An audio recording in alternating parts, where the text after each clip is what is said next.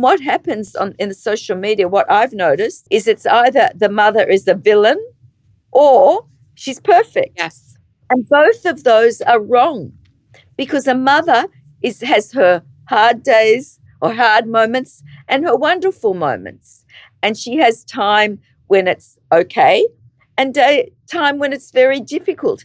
And she has time when she feels lonely, and she has time when she feels fulfilled, and she has time when she feels resentful, and she has time when she feels contented, and she has time when she feels full, and she has time when she feels empty. And this is the truth. And this is not what is put on social media. So what does social media do? If you watch it, it lets the mother feel that she's not enough. And that's what I don't like. This week's reviewer of the week is XOXO Annie C, and she says, must listen. You'll leave every episode of Stephanie's podcast with a wealth of knowledge. I started listening early in my first pregnancy and quickly became obsessed. Thanks to this podcast and the accompanying birth course, I had an incredible unmedicated hospital birth. My nurses and even my OB were so impressed with how smoothly everything went that they asked about my birth course minutes after delivery. Now pregnant with my second, I'm already dreaming of how to make this birth even better. I'm thrilled to dive back into this podcast and can't thank you enough, Stephanie. Thank you, Annie, for leaving such an incredible testimony for everybody to listen to, a review for everybody. And you guys, today is going to be just another one of those incredible episodes. I found Dr. Margo Lowy online, just kind of cruising through Instagram, and I loved everything about her Instagram and what she talks about. And so I have her here with me today. We're going to dive into a topic that I don't think is covered enough, and maybe something that I just think more of you moms are really going to resonate with. And that is kind of the real emotions that come with motherhood, because there is all different kinds of emotions that come with motherhood, and they're all very valid. And so today, my guest is Dr. Margo Lowy. She is a psychotherapist, a researcher, and an author. She spent years studying the complex emotions that come with becoming a mother, the love, the guilt, and the quiet questioning that can happen in between. And she has written a book. So we're going to talk a little bit about that as well. With that, Dr. Margo, will you say hello to everybody? Tell us a little bit about you and a little bit about the book too before we get started. And then I'm sure I'll have questions about that as we keep going. Hi, thank you for that lovely introduction. When you were talking, I was thinking about how, as mothers, when we're pregnant, we have kind of dreams of having our child. And that, when you said the dreams, I was thinking, yeah, there's dreams, and there's also a few nightmares. And really, that's what my work is about. It's about maternal ambivalence. Here is my book, The Loving Moments and Bitter Truths of Motherhood. And really, mothering begins with pregnancy. And that's why I'm so happy to contribute and to have this conversation, because there's not enough emphasis put on how pregnancy not only impacts mothering, but if we think about it, it actually is a really good introduction to mothering. What we go through in pregnancy is like a mirror or an echo or an introduction. So we might talk about that today, if that's where our conversation takes us.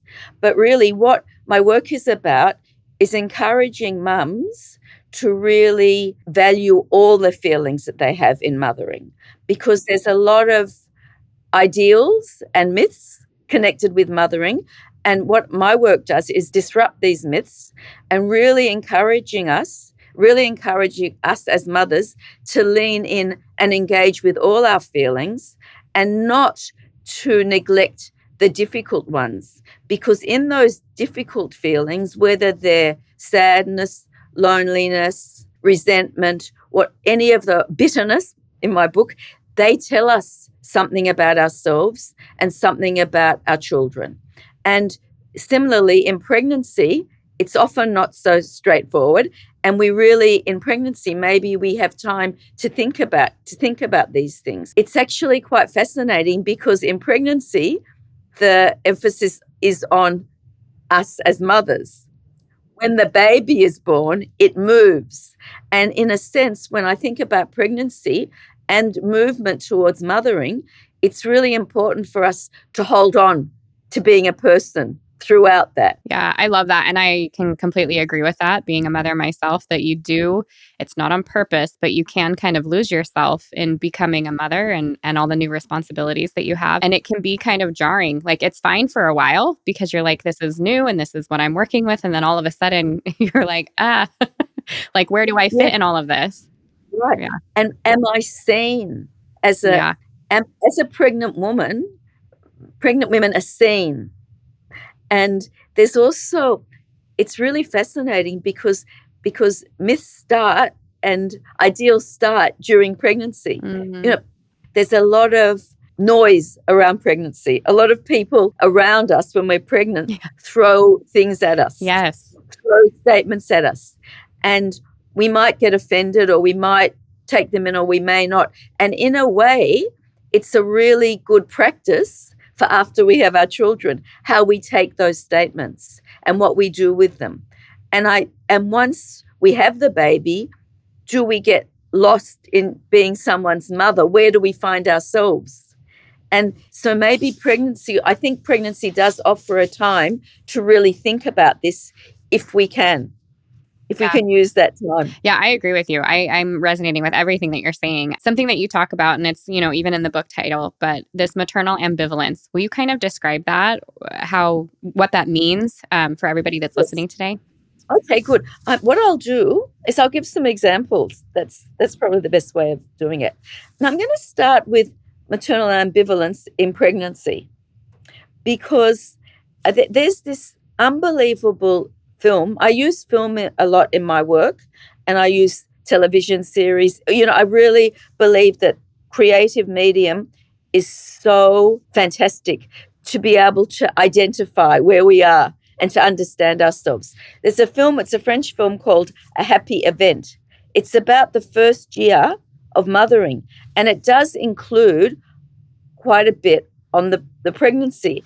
And this young woman, Barbara, she's French, becomes pregnant, and she thinks it's going to be the most wonderful smooth, fantastic experience. And what happens is to her, she gets pregnant. She's vomiting the whole time, and then she goes to the doctor for her checkups, and the doctor, of course, tells her your enemy is cheese. I think she says maybe sushi, raw meat, and everyone around you, and your mother-in-law, and your mother, and everything. And then she says, and you're due. I think it was March something, and that's when her thesis is due. So it's like her world is kind of, her expectations of what she thought her pregnancy would be is disrupted. And this is mothering. So in fact, she gets this introduction to what it is. And how I see mothering is a messy, interrupted, and loving experience. So she's introduced to the mess. But we're not told that usually in pregnancy, and we're certainly not told that about mothering. So what I'm saying is there's a very big difference in both pregnancy and mothering between your dreams, which we talked about before, and the reality. And if one is attuned to it, one can use this in pregnancy to understand what mothering is about. That it's not a smooth path. I mean, most people know that, but do they understand what that really means? Pregnancy gives us a lot of hints about mothering, and do we take them? So that's introduction to maternal ambivalence in pregnancy, because you have all those wonderful feelings and thoughts, but you're brought back to reality straight away. And those difficult parts, whether you're throwing up, whether you feel sick all the time, whether you feel that you feel like it's a different body, that introduces you to your mothering. And in the film, there's also a lot of dreams. She has dreams where she's drowning and she's trapped. And in a sense, that's what mothering is. It's both. It's being trapped And it's also loving being trapped. It's both. And my work is very much about the and. There's loving and there's difficulty. There's loneliness and there's a lot of stuff to do. It's the and.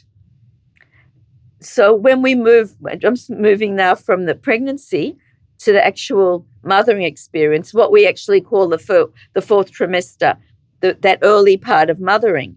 And in that stage, while there's many times that mums feel totally overwhelmed and totally in love with their baby, and they feel tired and they feel energized. There's a story that I've got in my book. There's a new mum. The baby's about 5 months old, and the mum is woken up every hour on the hour by a screaming baby.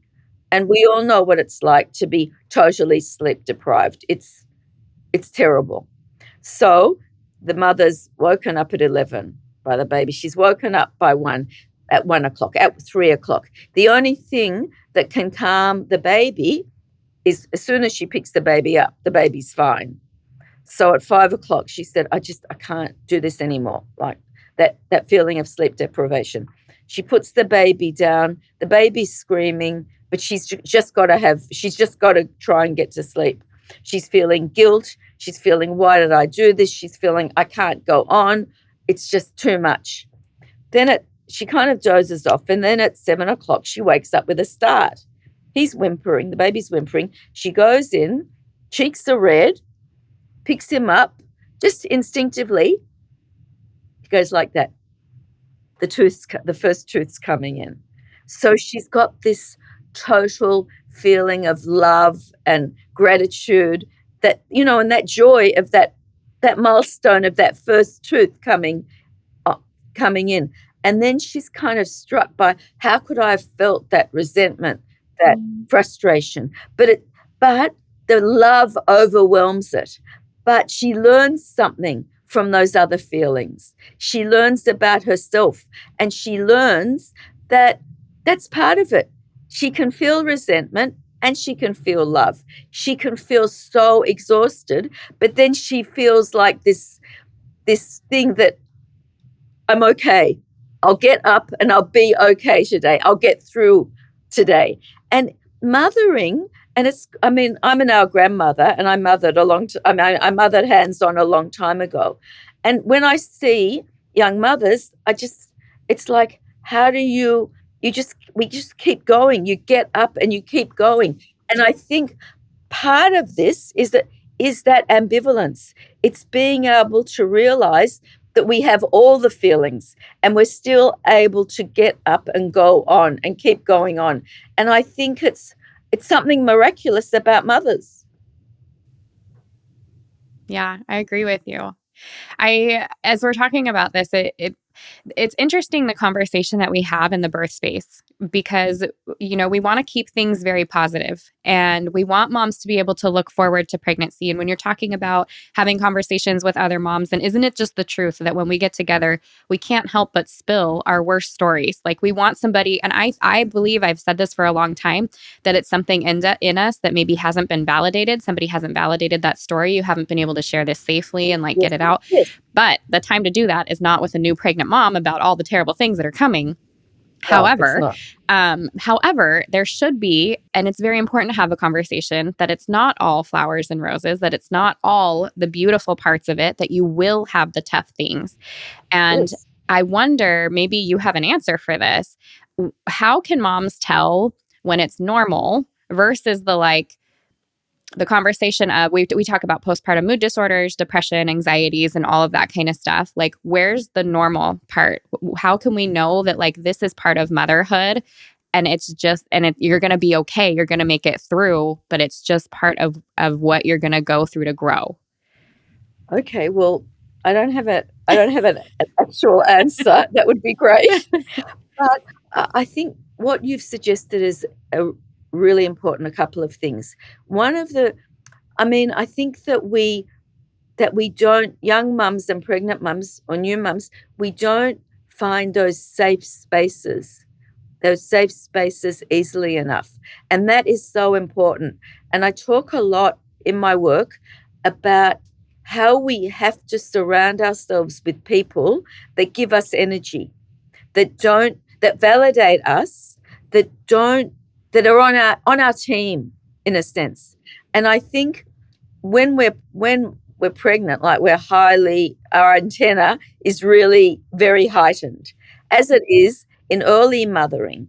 And I think that it is difficult and it is a challenge, but if we have someone around us that does not give us energy, that depletes us and doesn't make us feel good about ourselves, and we all know what that feels like, we actually have to have the strength to remove ourselves from them and make sure that we've got a team, a group around us that are on our side, where we are safe to talk about the the the wonderful parts of mothering, and also safe to talk about the difficult parts. It's so important. And I think when we talk about postpartum depression, that of course that's a chemical disorder that needs to be attended to, and it is different to the normal ravages, if we want to call it that, of having a new child, a baby at home, and trying to deal with that. But in saying that, all new mothers have ups and downs. And in order to manage that, we need to know that these ups and downs are normal, that tomorrow, maybe the next day, we will feel okay. And new mothers, we have hormonal issues, and they will go. And I think also, when I think back to my own early mothering, it was like the next stage, when you reach the next stage, whether it's fantastic when the baby sleeps through, but even at every new stage, you feel like an achievement. And I think that's really important, to pat ourselves on the back and to recognize that achievement. And that's part of surrounding ourselves with people that will pat us on the back as well. So it's very much part of having a community that one feels safe with, that one can talk in a safe way to, and that what that does is it lessens the loneliness, because loneliness is a huge part of pregnancy and of new mothering, because no matter who you've got around you, it's actually it's you. You are carrying the baby. You're feeling the ups and downs, the pains, the anguish, the twitches, the fear, the hospital visits, the what happens if I come early, the I can't work anymore, or I can't, there's that sense of you can't make plans. And that continues. And it's really wonderful if one can have people around that understand, and that understand the loneliness, because really being up at night with a newborn is both lonely and it can be wonderful. So it's both. And that's what I really emphasize in my work. It's both of them. And when we're in a space that we feel really lousy, it's important, if we can, to know it's going to pass. And, and to try and, in a sense, surrender to it. I talk a lot about flow, and it's so hard to flow in pregnancy and in mothering, because we're faced all the time with a rigidity. Rigidity meaning rules about how you should be, because I don't like the word should. And there's no rules, and we have to challenge this. And it's really important for a pregnant mother and a new mother to know that this is her unique experience. Yeah, it's really, as you're talking about this, it's so, I think because social media is such a big thing, we use it all the time right now. And it is hard, even though we tell ourselves, this isn't the ideal. And when you see these things online over and over and over again, you start to question if what you're doing is right or okay, or a benefit. And yeah, I think if we like, even in my mind, I'm like, if I were to do it all over again right now, and I had my kids before I had social media and things, but if I could do it again right now, I would turn off all the social media. I would walk away from everything external that I could, and just be with my family and my baby and trust that mother's intuition. I love that. I talk a lot about the maternal ideal, which is like the social judgment of how mothers are meant to be. It's like you're meant to be 24/7 on, you're meant to be always compassionate, always caring, always having time to manage everyone else. And I think that that's been like our current social media, a current maternal ideal is in the social media. Yeah. And it just frustrates me so much when I look at social media and I see the mother going to school, dropping the child to school with 3 children. She's dressed up to the nines and she's taking these wonderfully behaved children to school. And I'm thinking of what the reality is. The reality is you've prepared breakfast, it's mayhem, you get into the car, one of the kids has forgotten the sports uniform, you're all over the place. Then one of the kids drops the milk all over the homework. This is reality. And when you get to school to drop them, it's like, and it's really important to challenge it.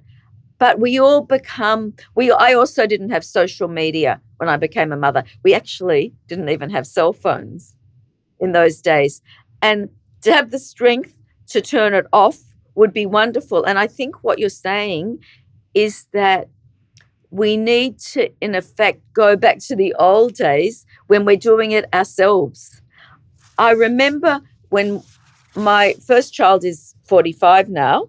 So in those days, we didn't have cell phones. And what we used to do, we had a very small group of mothers. We would meet once a week in someone's home and talk about our babies and feeding and what this one's doing. And it was so organic and it was so wholesome. I'm not saying it was easy, but it was like we were in a safe space. And there wasn't that continual pressure on us to keep up with all that nonsense and that bull that's put on the social media. And what happens in the social media, what I've noticed, is it's either the mother is a villain or she's perfect. Yes. And both of those are wrong, because a mother has her hard days or hard moments and her wonderful moments. And she has time when it's okay and time when it's very difficult. And she has time when she feels lonely, and she has time when she feels fulfilled, and she has time when she feels resentful, and she has time when she feels contented, and she has time when she feels full, and she has time when she feels empty. And this is the truth. And this is not what is put on social media. So what does social media do? It makes the mother, if you watch it, it lets the mother feel that she's not enough. And that's what I don't like. I think it's hard to turn off social media completely, but I think if we can maybe 10 minutes a day, it moves from the central part. I think often it also goes back to that loneliness, and we think that we can connect with it. And maybe we can, but I think the danger is that it becomes our real life, and it's not. And I think one other interesting point, when we talk about plans, and I think a lot about that notion of birth plans and how they go AWOL often, and how really a thought of a birth plan of doing this and doing that is like, it's okay, but it actually needs to go with a birth plan might work. And what do we do when it doesn't work? And the importance of flowing with what happens during the birth, We can have ideas or even ideals about what's going to happen. Most of the time it doesn't. And what that teaches us is in mothers, there's so much stuff that's not anticipated, that we don't know. And we're going into this unknown. And how do we embrace that? Because that's what pregnancy prepares us for. And that's what mothering is. It's unknown. But somehow, as mothers, we manage to get into that unknown, and when it is unknown, it's scary. But somehow we manage to go with it. And when I look at my own experience, and I've been a mother for 45 years, and I've had my first pregnancy nearly 46 years ago, and it is actually awesome in the real sense of the word, not the colloquial sense, but it fills me with awe, the way we do it as mothers. Mm-hmm. Like the way, and the other issue is we don't pat ourselves on the back enough. We don't tell ourselves how amazing it is. And also what mothering is it's a series of mistakes that we make all the time. Every day we're making mistakes. And one of my mantras, I don't like the word mantras, but I haven't found a better way of saying it. One of my mantras is mothering is making mistakes and repairing them, and making them and repairing them. And that's the only way we learn. It's like, we make them, and then one day we make the same mistake and we think, maybe next time I'll learn from that and I won't make that exact one. But it's like my work gives mums permission to make mistakes, not only permission, it's necessary. It's necessary. And one of the reasons I wrote this book is I really wish I would have had a book like this. I wish I would have had a book that told me mothering is messy and interrupted and loving. Mothering is making mistakes and repairing them. And that's how we learn. Mothering is like we make it up as we go along. Mm-hmm. And we do. That's fantastic. And mothering, 99% of mothers do the best that we can. Yeah, I think because of the overarching amount of love that comes with mothering, it allows us the opportunity to make mistakes with our children and to repair, like you were talking about. Yes. It's because of that love that is so strong that comes in no other way. There's no way to understand the love of a mother until you are a mother. No, I'm getting shivers over my body when you say that, because that's really what it is. And it's something that no one really prepares you for. Mm-hmm. And each mothering experience is different. And the first one is mind-boggling, and your identity is changed once you have your first child forever. And it's like overwhelming. And it's like, but we need to be surrounded by people that tell us, yeah, it's overwhelming. Yeah, there's moments when it's just, I don't know where I am. Why did I do this? Right. And there's moments that you can't imagine not having this child in your world. And then there's moments that are just unbelievable. And there's moments that are just so difficult. And this is what my work is getting at, like capturing all those moments and giving permission for all those moments and saying, this is normal. This is what it's about. It's not a fairy tale. In one sense it is, but it really isn't. And we need to disrupt those fairy tales. And really, if we look at the fairy tales, the Grimm's fairy tales, they actually teach us a lot about what it really is. Yeah. If we think about Hansel and Gretel, they lost the stepmother, I think it was a stepmother. She was trying to lose the children. And sometimes it's often experience of losing and finding. And, if we think about whether it's breastfeeding or whether it's giving a newborn or a baby, an infant, a bottle. There's that struggle with finding the breast and finding the teat on the bottle. And when the infant's there, it's often not a straight connection. It's often not. And often it's like you have to squeeze some milk and put it into the infant's mouth, and then you've got that connection, and you're losing it. And then when you find it, when the baby finds the breast or the baby finds the bottle, the mother is like, found each other. It's losing and finding. And that's all mothering is about. There's so much about that. And really, we need to know that's what it is. And it's okay. And mothers, how much instinct and how much, even though sometimes we don't think we have it. And how much power is there in a mother in that losing? And we keep going on till we find.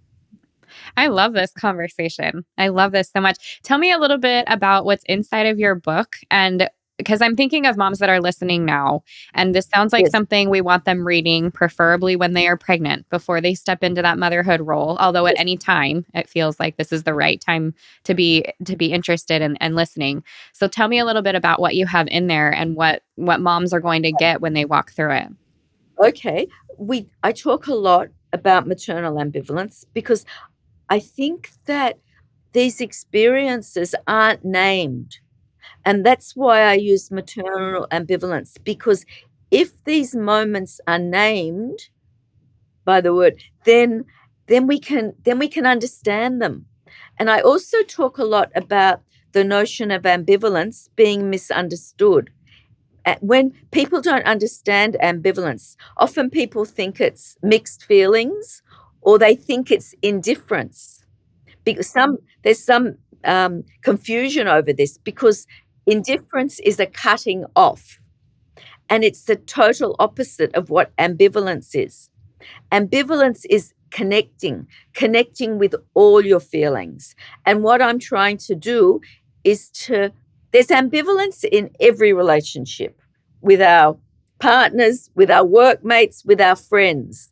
It's a feeling of, there's parts of it, that relationships that are uncomfortable, that we don't like, that we're maybe resentful about, that we're fearful about, but we still really enjoy them. But in mothering, it's really, before my book, it's not, well, people think it's not really okay to talk about those feelings towards your child or towards your mothering. And I'm disrupting that. And I'm encouraging mothers to lean into these feelings and to say, mothering is designed for us to have these feelings, these difficult feelings, and to understand what they're there for. And that's the way of understanding ourselves and our children. So I talk a lot about that in my book. I give a lot of examples about the expectations we have as mothers and how often we have these expectations about ourselves and about our child, and how we're kind of, in a sense, we're blown away when we realize our expectations about our children at all stages, whether it's newborn. I mean, I talked a little bit about that. And then, because in a sense, for that new mother, there was an expectation that the child or the infant would sleep through or would be okay. And so I'm disrupting that. And then there's the expectation of expectations, and we struggle all the time as a mother in separating from our children. I talk a lot about that. And I talk about the fact that the first time, I believe, our child separates from us is that time when the child actually falls asleep. And it's like the child falls asleep, and it's like such a new experience, because in a sense, I think that we think the child is an extension of us. And when the child falls asleep, I remember myself, it was a bit shocking. Like, this child is his own person. Yes. And then there's that time when we take our child to preschool, and those feelings of giving over that child and how we feel about it. And there's that pride and our wanting of our child to have some to go to school, preschool, and everything that goes with that. But in a sense, we're lost. In a sense, we're pining for our child, and it's both of those feelings. And then and then you go further on, and when you have a teenage daughter who is going out at night on to a party, and we're dropping her there, and then we're giving her the lecture: don't drink, don't do this, go make sure you're with someone all the time. And then you get the call that we all get: Mum, come and get me, I can't find my friends, I don't know where I am.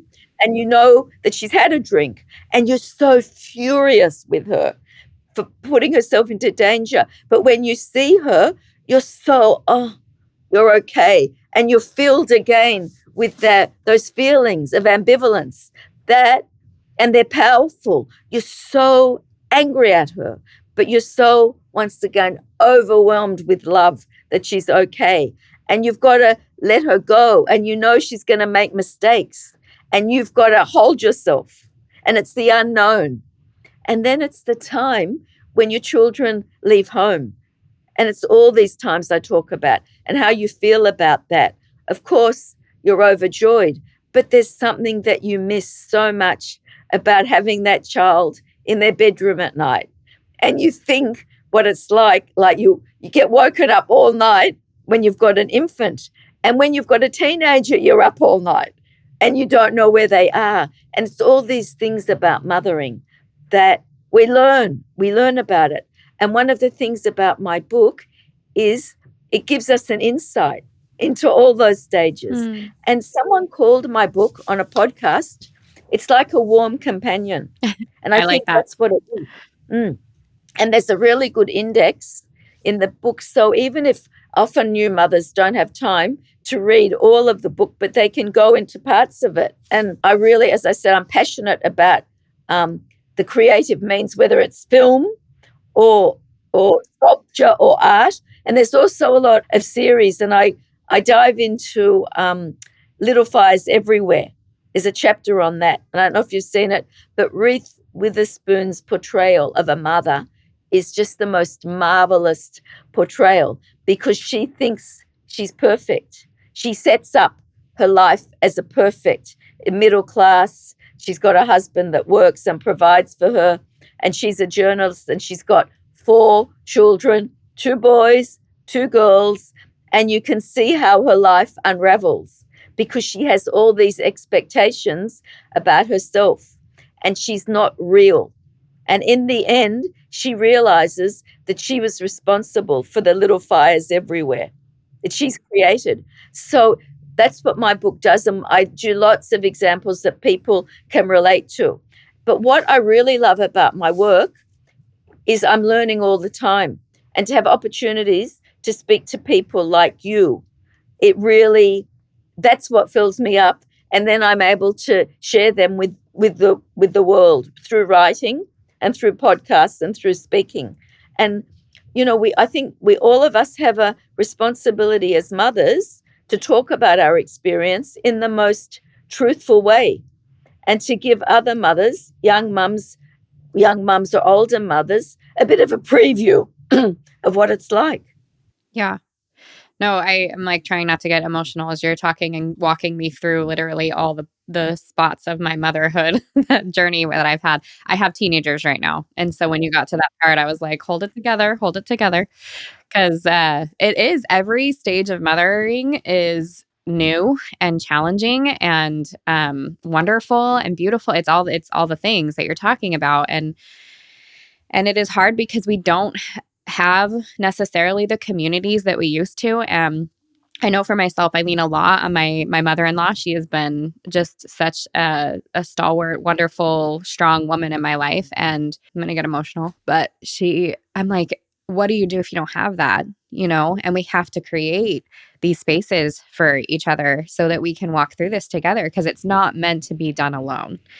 And, No, when you're talking about all of, the woman that you explained with the perfect life, and in the meantime, because she was trying to be this perfect person, she's setting off all these fires. And I'm like, that is me. Like, I can relate, So I just know that other moms are going to be very blessed by reading through this and relating, and having some clarity and feeling normal for the experiences that they're having. I think it's really Yeah, important. it's tough. It's tough. It's both the toughest experience and the most wonderful. And that's what mothering is. And for me, I decided to write the book also because I've got grandchildren. It's wonderful. They're fantastic.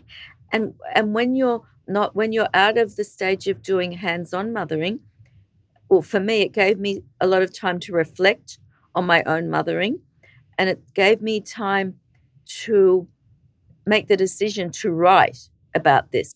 And I did write a PhD on maternal ambivalence, and I used a lot of research. I'm a psychotherapist as well. And then I wrote an academic book.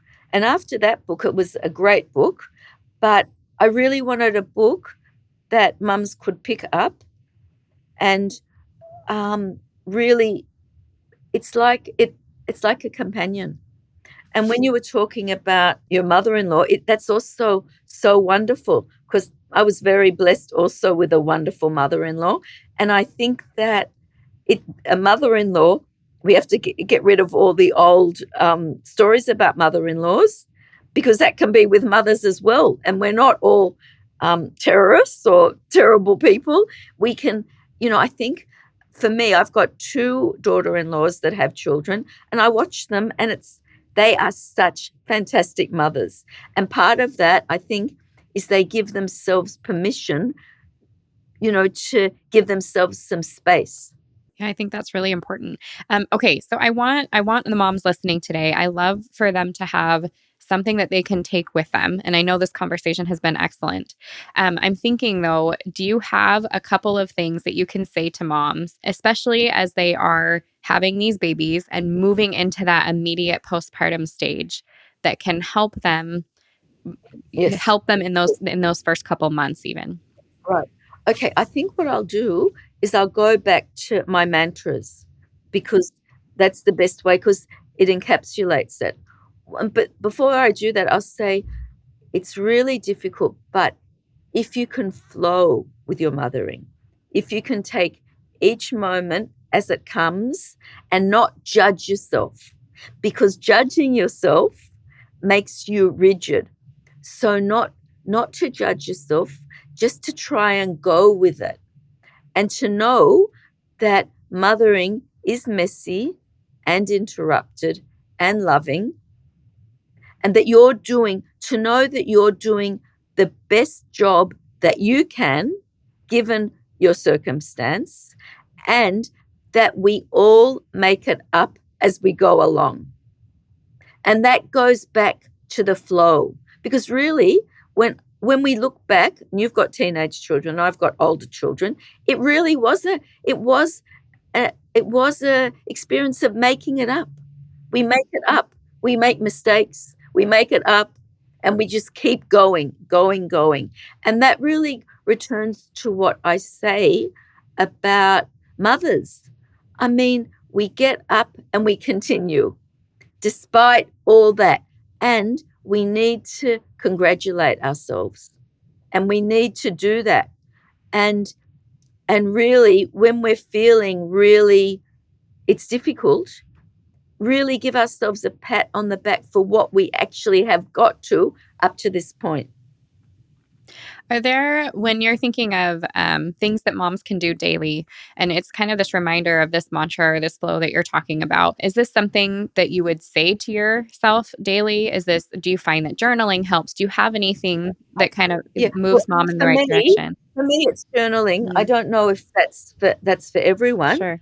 I think really giving yourself some time to yourself to do, I mean, there's always loads of housework, Yes. especially Yes. especially when you've got a you've got a newborn and you've got children. And what I would say also is, you know what? You actually don't have to clean up the mess 5 times a day.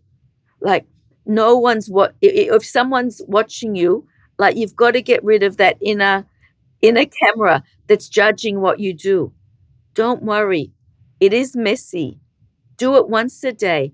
And instead of doing it 5 times, one of those times, give something to yourself.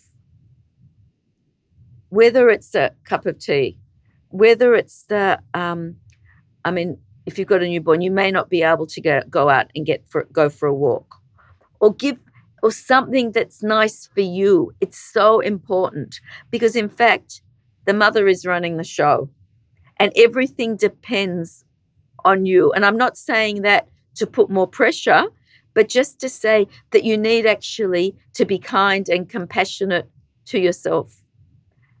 That's really what's important. To be kind and compassionate to yourself and to surround yourself with people that are kind and compassionate to themselves and to you.